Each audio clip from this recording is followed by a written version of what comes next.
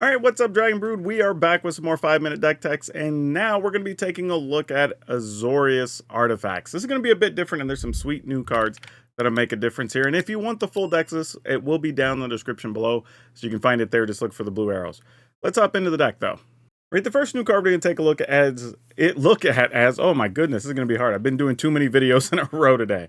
A Dusk Rose Reliquary. This card is only 1 mana.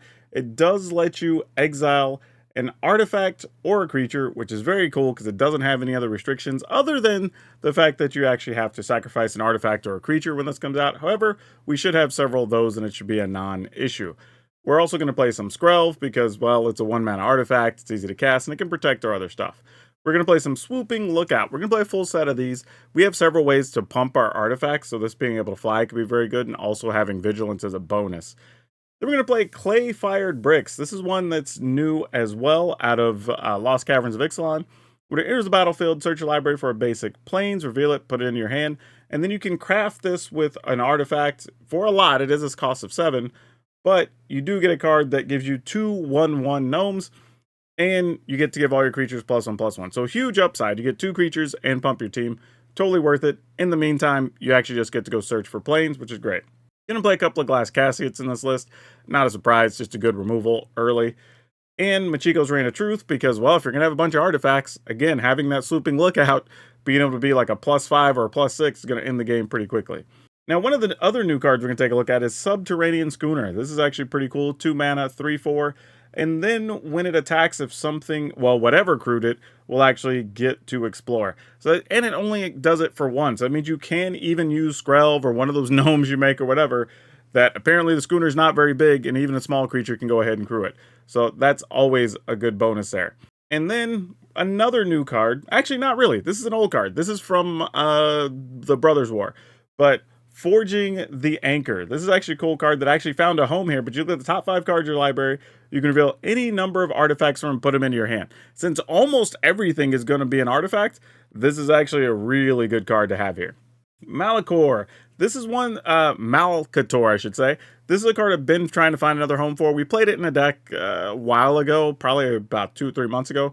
But here, because everything comes into play as an artifact, some of them make extra artifacts, this could be very good to letting us get an extra golem, because this makes one when it comes into play, and then if you have 3 artifacts come into play during your turn, you get to make an additional golem, which is actually pretty damn cool.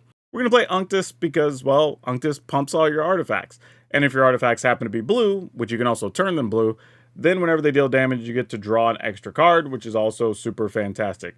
So, actually, not when they deal damage, when they become tapped, I believe, on this. So I have that actually incorrect. So you draw and discard.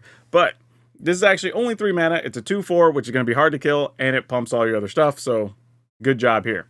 We still have, there's so many new cards that made this list, but it's good because several of these are commons and uncommons. In this case, this one is a common, and it's Zoetic Glyph. This is 3 mana.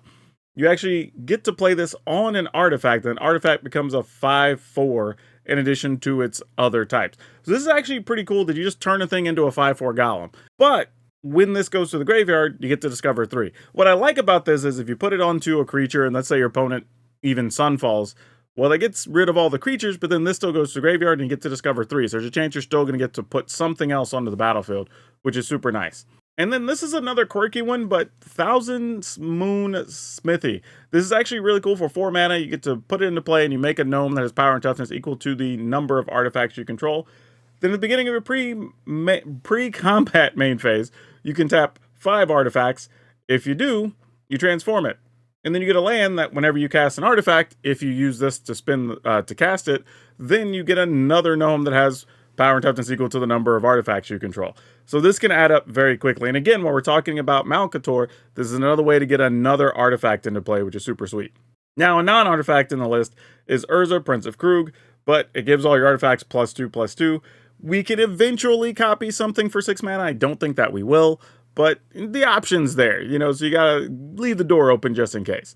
And Steel Seraph. This card's actually just good. It's 3 mana usually to give something flying or lifelink or even vigilance if we need to, if we have a big enough creature and need a blocker. But for 6 mana, we can also make it just a big 5/4. Checks a lot of boxes. This should all be pretty good. Now, as for lands, we're not doing anything crazy here. We are going to play a couple of copies of Myrics because, again, we can just put artifacts into play and trigger some stuff, get extra bonuses for our gnomes that care about the number of artifacts we control. But otherwise, nothing too flashy except for the Restless Anchorage, which is just a creature land that we can attack. Doesn't make us an artifact, but a 2/4 bird, and we get to make a map token, and the map token is an artifact. Well, I think we got all that explained in under 5 minutes, but yeah, if you want to get the deck list, remember it's down in the description below. We also have a playlist where you can get all the 5-minute deck techs. Don't forget to like this video because it helps other people see it, but it's subscribed so you also get all of the other videos we put out, as well as the gameplay of all these once the set goes live here in a few days. Also, check the link below if you want to get some sweet merch. But yeah, watch this next video if you want to have more information, be ready to go whenever Standard goes live with the new set.